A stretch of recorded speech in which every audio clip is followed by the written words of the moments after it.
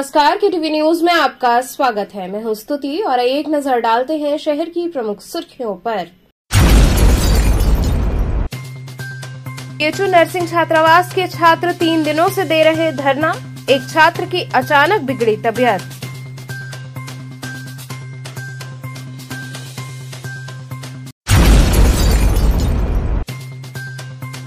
बरेका कर्मियों ने OPS बहाली की मांग को लेकर निकाली विशाल बाइक रैली।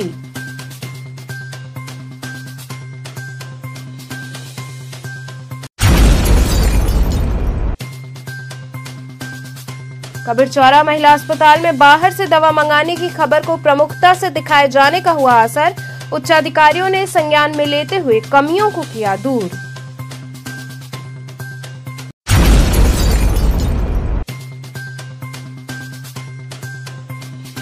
और भेलूपुर पुलिस द्वारा एक अभियुक्त को चोरी के आभूषण व पिस्टल संग किया गया गिरफ्तार।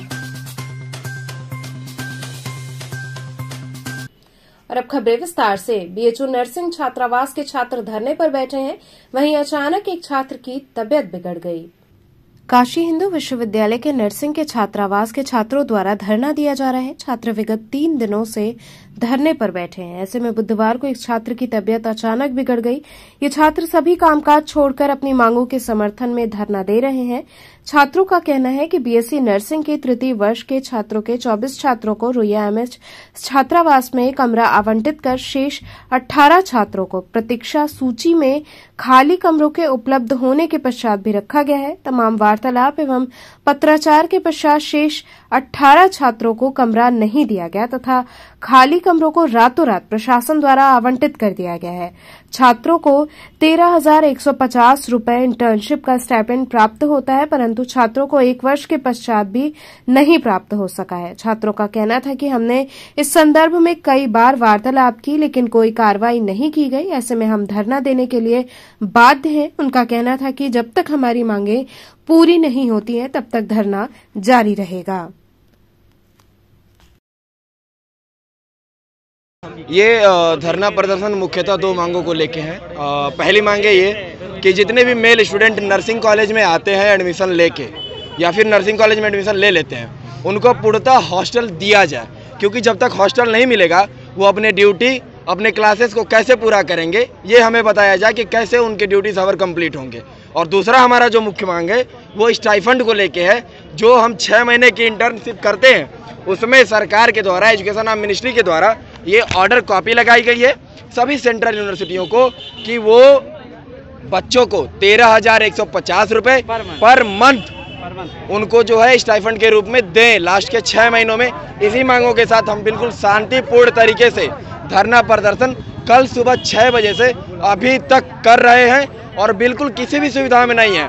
हम असुविधा के साथ ये जो है पूरा धरना प्रदर्शन कर रहे हैं। हम बहुत परेशान हैं, प्रताड़ित किए जा रहे हैं प्रशासन के द्वारा। हमारे बहुत छात्रों का तबीयत बहुत खराब हो गया। हमारी जो है जिन भी प्रशासनिक अधिकारियों से बात हुई है, कोई भी हमें लिखित अभी तक निष्कर्ष नहीं मिला है।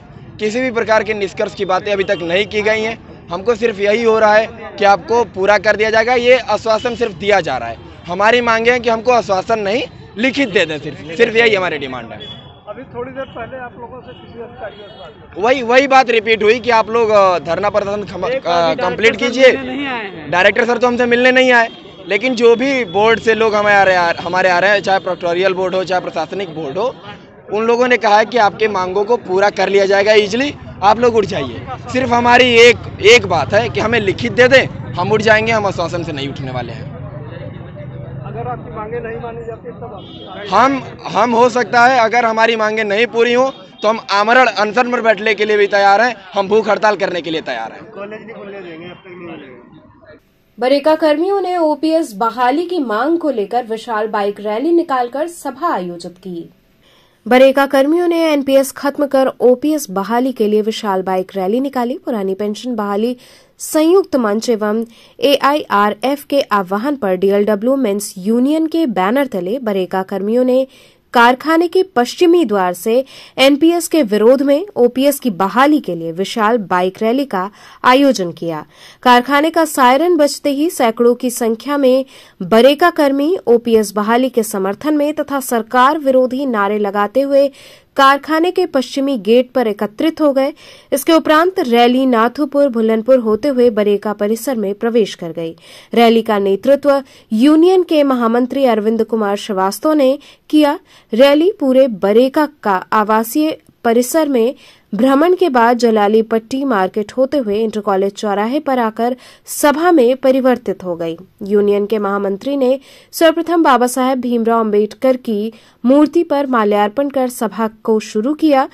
सभा को संबोधित करते हुए महामंत्री ने कहा कि बाबा साहेब द्वारा लिखित संविधान में सरकारी कर्मचारियों को प्रदत्त पेंशन का हक इस सरकार ने संविधान संशोधन के माध्यम से छीना, जिसके लिए अब पूरे हिंदुस्तान के केंद्रीय यूनियन ने एक साथ मिलकर ओपीएस बहाली संयुक्त मंच बनाकर संघर्ष का आगाज कर दिया है, जिस साल के अंत तक परिणाम में बदलने का लक्ष्य निर्धारित किया गया है। सभा को संबोधित करते हुए पूर्व कर्मचारी परिषद संयुक्त सचिव अमर सिंह ने कहा कि पेंशन की लड़ाई को लेकर लड़ने के लिए जिस प्रकार एकताबद्ध हुए हैं, यही इस आंदोलन के सफलता का मूल मंत्र है। इस सभा एवं रैली में प्रमुख रूप से यूनियन के महामंत्री अरविंद कुमार श्रीवास्तव, अरविंद प्रधान, रंजीत सिंह, शिवबालक, त्रिलोकीनाथ सिंह, रवि नारायण सिंह, अमित यादव, अमर सिंह, बीडी दुबे, नवीन सिन्हा, कमलेश सिंह समेत दर्जनों बरेका कर्मचारी उपस्थित रहे।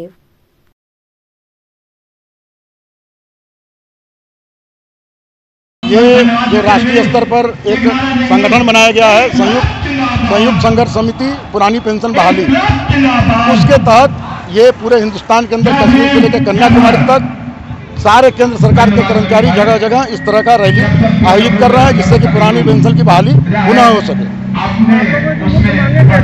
हमारी प्रमुख मांग, सिंगल मांग है हमारी कि एनपीएस को खत्म किया जाए और पुरानी पेंशन को बहाल किया जाए। अगर आपकी मांगे नहीं मानी जाती तब हमारी मांगे नहीं मानी जाती हैं तो हमारे मात्र संगठन जो हमारी केंद्रीय संगठन है All India Railway Men's Federation, उसके दिशा निर्देश पर जो कि एक क्रम तैयार हुआ है, संसद के घेराव हमारा अंतिम लक्ष्य है। अगर संसद के घेराव के बाद भी सरकार मानने का काम नहीं करेगी तो All India Railway Men's Federation के निर्देश पर सारे कामरेड साथी हड़ताल में कूदने का काम करेंगे और अपनी पेंशन के हक को मनवाए बिना हम मानने वाले नहीं। किस तरह का विरोध प्रदर्शन हुआ है?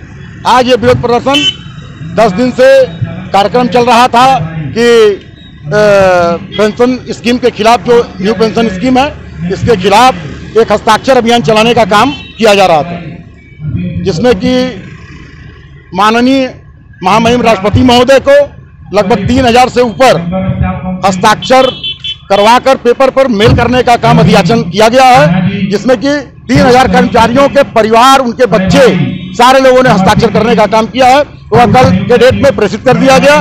वो तकरीबन कुल मिला के 12-13 हजार के आसपास का आंकड़ा बैठता है।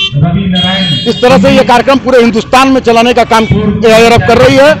और ये चूंकि पहले हम लोगों ने राष्ट्रपति महोदय को अधियाचन किया है, ये हो सकता है कि राष्ट्रपति महोदय हमारे अधियाचन पर सरकार से विचार विमर्श करने का काम करे। अगर ऐसा नहीं होता है तो फिर आगे All India Railway Men's Federation जो रणनीति बनाएगी, यूनियन उस पर काम करने की। कबीरचौरा महिला अस्पताल में बाहर से दवा मंगाने की खबर को प्रमुखता से दिखाए जाने का असर हुआ। उच्चाधिकारियों ने संज्ञान लेते हुए कमियों को दूर किया। विगत दिनों कबीरचौरा महिला अस्पताल में मरीजों को बाहर से दवा लिखने को लेकर मरीज के परिजनों द्वारा हड़कंप किया गया था। वहीं मौके पर सामाजिक कार्यकर्ता सनी केशरी पहुंचे। उन्होंने केटीवी के संवाददाता अनुज श्रीवास्तव को इस बात की जानकारी दी। मौका मुआयना किया गया। इस दौरान मरीज के परिजनों, मरीजों सहित सामाजिक संगठन के सनी ने अपनी अपनी बातें बताई और केटीवी न्यूज में इस खबर को प्रमुखता से दिखाया गया, जिसके फलस्वरूप सारी बातें ऊपर के अधिकारियों तक पहुंची, जिससे सनी केशरी को अवगत कराया गया कि अस्पताल में जो कमियां थीं, जो दवाएं नहीं थीं, सब उपलब्ध करा दिया गया है। आज बुधवार को जब अस्पताल में देखा गया तो लिखित के अनुसार सब कुछ ठीक ठाक पाया गया। डॉक्टर रवि प्रकाश ने व्यवस्था के लिए जानकारी दी। वहीं सनी केशरी सहित अस्पताल कर्मियों ने भी खबर का असर बताते हुए अधिकारियों व मुख्यमंत्री को धन्यवाद दिया कि जनहित में ये कार्य सबके लिए लाभकारी होगा। डॉक्टर साहब, किस तरह का ये मामला है? ये पूरा इसमें थोड़ा सा दवा की कुछ उपलब्धता कम थी, जिसकी वजह से सनी जी की तरफ से एक शिकायत आई थी इसका तुरंत निस्तारण करते हुए उसकी उपलब्धता को बढ़ाया गया है और फिर सुचारू रूप से सारी चीज़ें स्टार्ट हो गई हैं।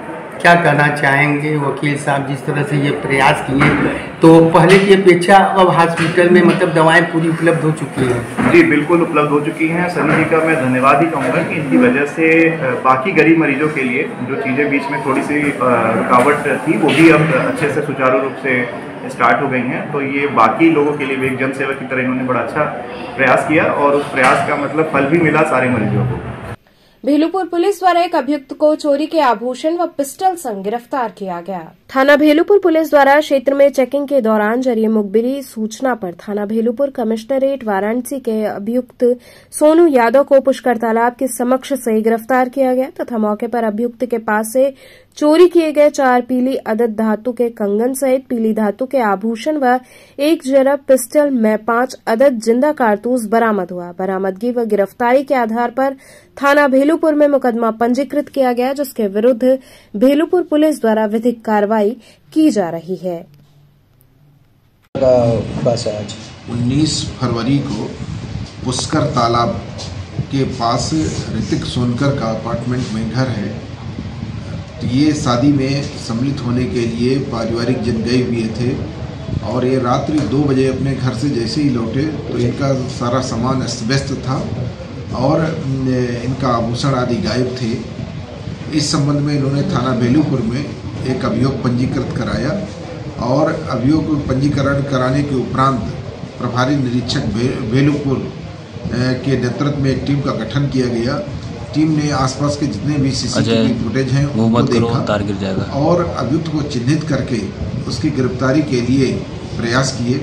आज वो अभियुक्त गिरफ्तार किया गया है।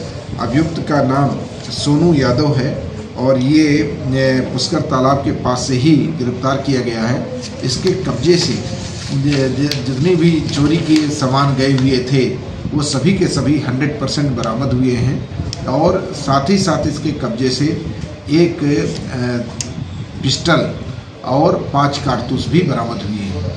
तो सर इसके पास पिस्टल भी मिला है, तो क्या ये किसी गिरोह से जुड़ा हुआ है या फिर इसका कुछ मंशा कुछ और हो? इस संबंध में अभी गहनता से छानबीन की जा रही है और इसका रिमांड लेकर के पुनः इसमें कि ये कहाँ से प्राप्त किया है और कौन व्यक्ति इसको आपूर्ति किया है, इस संबंध में विवेचना की जा रही है। वजह पता लग पाई है सर क्यों ये इस तरीके की हरकतें किया है? ये चोरी करने के आशय से ही इसके द्वारा ये कार्य किया गया है और ये ऐसे चिन्हित करता है कि जहाँ पर बहुत सारा सामान हो और पास इलाका हो जिस पर किसी की दृष्टि न जाए और वहाँ से चोरी करके और अच्छे तरीके से उन्हीं के बीच में रहे भी और किसी को संदेह भी ना हो। सर जैसा कि ये क्या जो पिस्टल बरामद हुआ है तो क्या ये चोरी करने के टाइम इसके पास था? हाँ, ये चोरी करने के समय ले गया था। इससे पूछताछ की गई तो इसने बताया कि मैं इसको अपने पास रखता हूँ। या घर के अंदर कोई होता है या फिर इससे मतलब तो घटना कोई में कोई अन्य भी कारित कर सकता है। ये हत्या के मंशा से भी अंदर गया था कि कुछ होती नहीं, ये तो चोरी करने के आशय से ही गया था और ये रैकी कर लेता है जो बंद मकान हो और लोग बाहर हों तो उनके बारे में पूर्ण जानकारी करके इनको पूर्ण जानकारी थी, इससे पूछताछ की गई तो इसने बताया कि मुझे जानकारी थी कि ये रात्रि के पहले नहीं वापस लौटेंगे। यहाँ रुकेंगे एक छोटे से ब्रेक के लिए, आप बने रहिए KTV के साथ।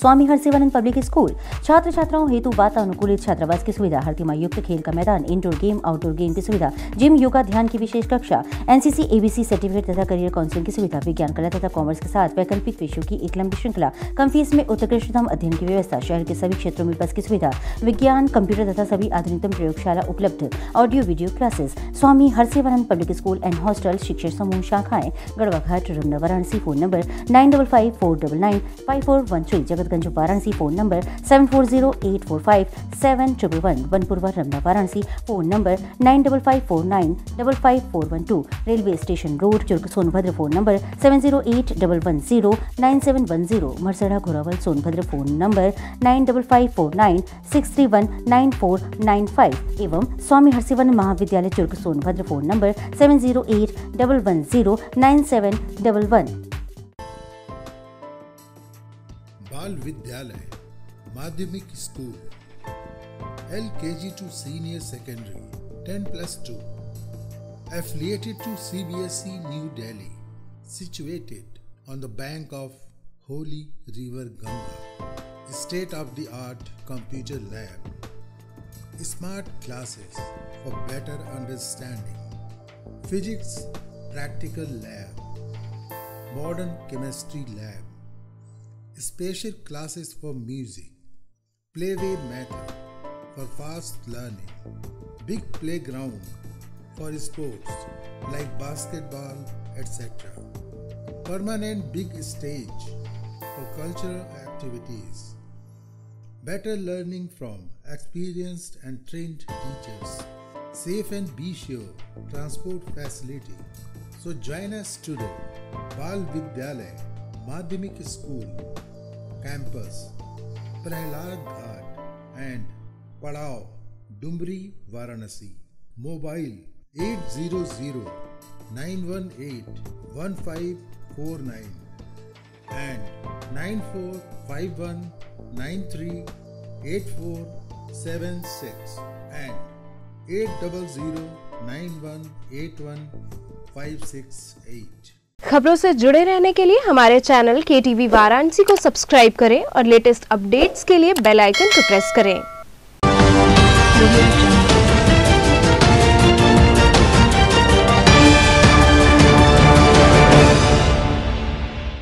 ब्रेक के बाद आपका स्वागत है। नई सड़क क्षेत्र में अतिक्रमण दस्ते द्वारा अतिक्रमण हटाए जाने के बाद टीम के जाते ही स्थिति जस की तस दिखी। लगातार G20 व त्योहारों को देखते हुए नगर निगम द्वारा अतिक्रमण मुक्त शहर बनाने के उद्देश्य से अभियान चलाया जा रहा है। वहीं बुधवार को नई सड़क क्षेत्र से अतिक्रमण हटाया गया, लेकिन अतिक्रमण दस्ते के जाने के तुरंत बाद ही स्थिति जस की तस नजर आई। अब देखना यह है कि अतिक्रमण कितनी आसानी या कड़ाई से हटेगा। अधिकारियों के जाते ही अतिक्रमणकारी फिर ज्यों का त्यों पटरी सड़क पर रौब जमा रहे हैं। ऐसे में कब तक सड़क साफ व खूबसूरत होगी, ये अधिकारी या समय ही बतलाएगा। नागरिक प्रचारणी सभा में विश्व मातृभाषा दिवस पर मिथिला मोद पत्रिका के लोकार्पण समारोह का आयोजन किया गया। प्रख्यात साहित्यकार डॉक्टर जितेंद्र नाथ मिश्र की अध्यक्षता में विश्व मातृभाषा दिवस के अवसर पर मिथिला मोद पत्रिका लोकार्पण समारोह का नागरिक प्रचारणी सभा मैदागिन में आयोजन हुआ।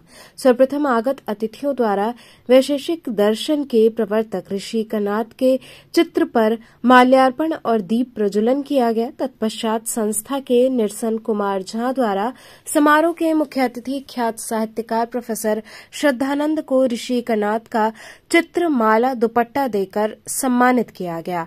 मुख्य अतिथि पद से बोलते हुए प्रोफेसर श्रद्धानंद ने कहा कि 21 फरवरी को यूनेस्को ने विश्व के विलुप्त हो रहे भाषाओं का संरक्षण संवर्धन के उद्देश्य से विश्व मातृभाषा दिवस घोषित कर रखा है।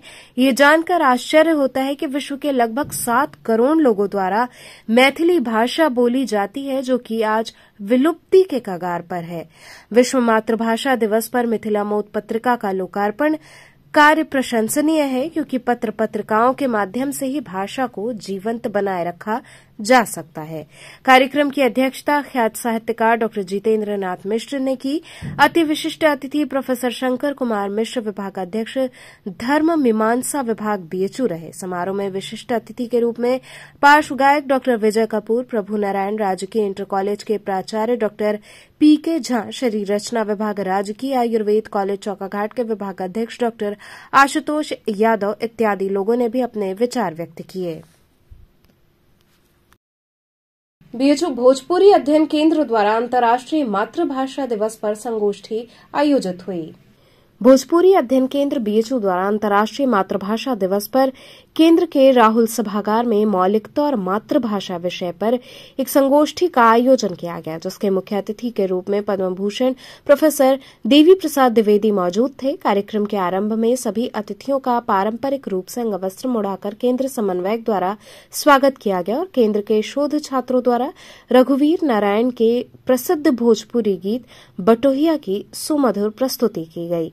इस अवसर पर उपस्थित लोगों को संबोधित करते हुए प्रोफेसर देवी प्रसाद द्विवेदी ने कहा कि मातृभाषा खुद के अस्तित्व की सूचक होती है। इससे व्यक्ति को उसके होने का बोध होता है।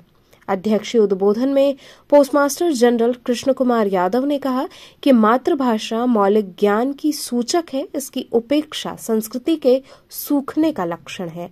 मुख्य वक्ता के रूप में बोलते हुए डॉक्टर जितेंद्र नाथ मिश्र ने कहा, मातृभाषा व्यक्ति से अंतर्मन को प्रकाशित करती है। इस अवसर पर दयाशंकर त्रिपाठी, प्रोफेसर धनंजय पांडे, डॉक्टर देवेंद्र मिश्र, डॉक्टर महेंद्र कुशवाहा के साथ बड़ी संख्या में छात्र व छात्राएं उपस्थित रहे।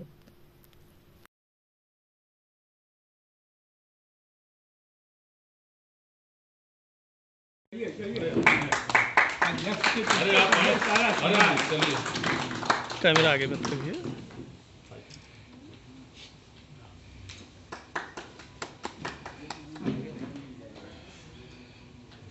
हमेशा जीवित बना रहता है, उनका सम्मान करने के लिए मैं प्रोफेसर देवी प्रसाद जी से आग्रह करती हूँ। है और क्या है असल में आज अंतर्राष्ट्रीय मातृभाषा दिवस है और उसी के उपलक्ष्य में आज 21 फरवरी को भोजपुरी अध्ययन केंद्र बीएचयू के द्वारा उस दिवस को मनाया जा रहा है।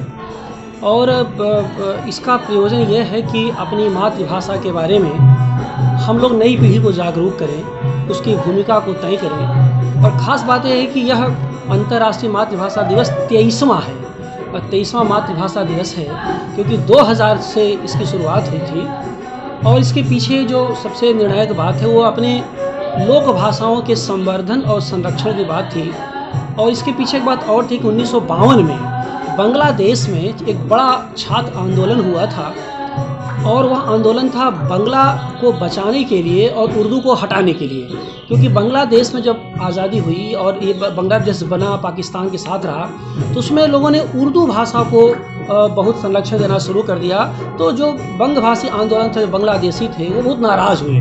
तो 1952 में एक आंदोलन शुरू हुआ और उसी के एवज में, चूँकि वह दिन 21 फरवरी था, तो 21 फरवरी 2000 से यह अंतर्राष्ट्रीय मातृभाषा दिवस मनाया जा रहा है। आज के कार्यक्रम की अगर बात करें तो मुख्य अतिथि कौन कौन लोग हैं? आज के कार्यक्रम में हमारी विशेष अनुरोध पर पद्म भूषण प्रोफेसर देवी प्रसाद द्विवेदी जी मुख्य अतिथि आज के कार्यक्रम के हैं।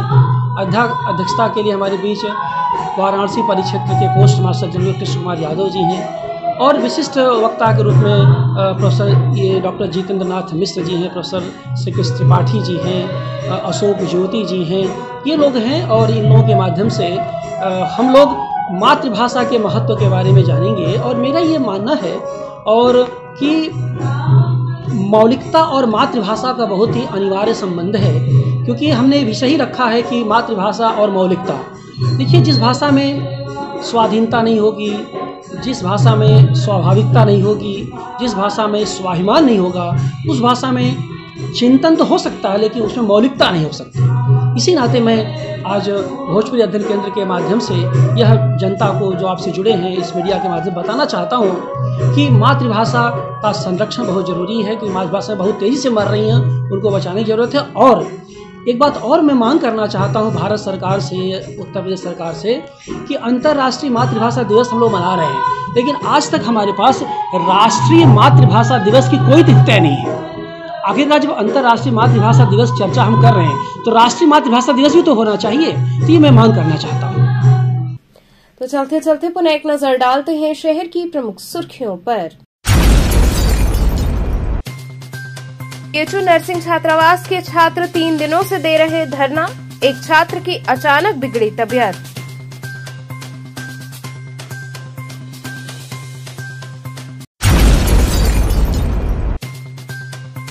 बरेका कर्मियों ने ओपीएस बहाली की मांग को लेकर निकाली विशाल बाइक रैली।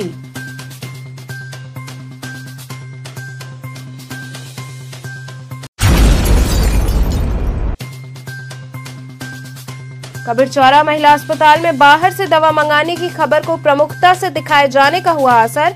उच्चाधिकारियों ने संज्ञान में लेते हुए कमियों को किया दूर।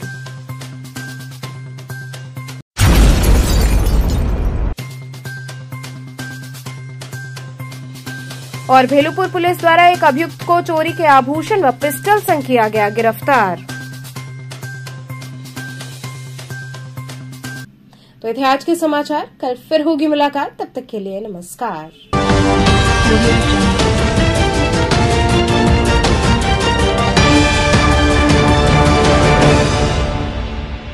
खबरों से जुड़े रहने के लिए हमारे चैनल KTV वाराणसी को सब्सक्राइब करें और लेटेस्ट अपडेट्स के लिए बेल आइकन को प्रेस करें।